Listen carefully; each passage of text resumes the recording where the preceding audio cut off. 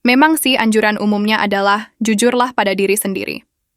Ini diterapkan terutama saat menghadapi keputusan besar, ketika jujur mengakui kegagalan atau kesalahan, juga dalam menilai tujuan yang benar-benar penting dalam hidup kita, memilih hubungan dan lain sebagainya. Namun ada juga saat-saat yang mungkin kita perlu untuk menipu diri sendiri. Saat kita merasa kendur semangat, cemas berlebihan, atau dihadapkan pada tantangan yang menakutkan, dan lain-lain emosi negatif, saat itulah kita perlu menipu diri sendiri. Konsep ini terkait erat dengan teori action precedes feeling atau tindakan mendahului perasaan. Teori ini menegaskan bahwa tindakan atau perilaku seseorang dapat mempengaruhi perasaan atau emosi yang terkait. Contohnya, ketika seseorang merasa sangat malas untuk melakukan tugas yang menantang. Mereka mungkin awalnya tidak memiliki semangat atau motivasi untuk memulai. Namun, mereka memutuskan untuk memberi diri mereka sedikit tipuan dengan berpura-pura semangat. Mungkin sambil berkata, semangat, semangat, dan mulai melakukan tindakan. Meskipun awalnya mungkin sulit, tindakan ini menghasilkan perasaan keberhasilan kecil yang kemudian memicu semangat sejati untuk melanjutkan dan menyelesaikan tugas dengan baik.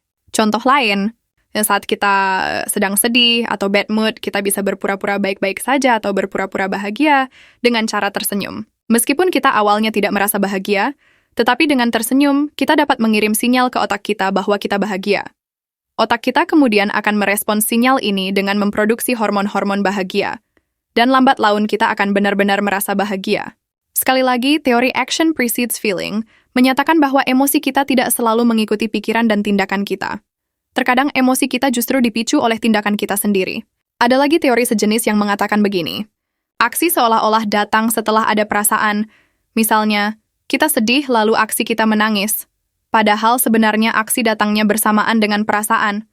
Ada aksi atau ekspresi kita yang seiring dengan perasaan sedih tersebut, hingga puncaknya adalah sedih yang sangat sampai menangis. Selanjutnya, teori ini mengatakan, kita lebih mudah menguasai aksi daripada perasaan. Ketika kita sedih, kita bisa menyembunyikan perasaan kita dan beraksi seolah-olah kita sedang bahagia. Anjurannya adalah, ketika sedang sedih atau galau, dan kita ingin mengubah perasaan tersebut, bergeraklah seolah-olah kita sedang bahagia, seperti tersenyum sambil bergoyang mengikuti irama musik. Alam bawah sadar kita akan menyerap aksi tersebut, dan lambat laun, perasaan bahagia akan benar-benar muncul. Berpura-pura semangat ketika sedang malas, berpura-pura bahagia ketika sedih, berpura-pura tenang ketika cemas, itulah yang dimaksud menipu diri.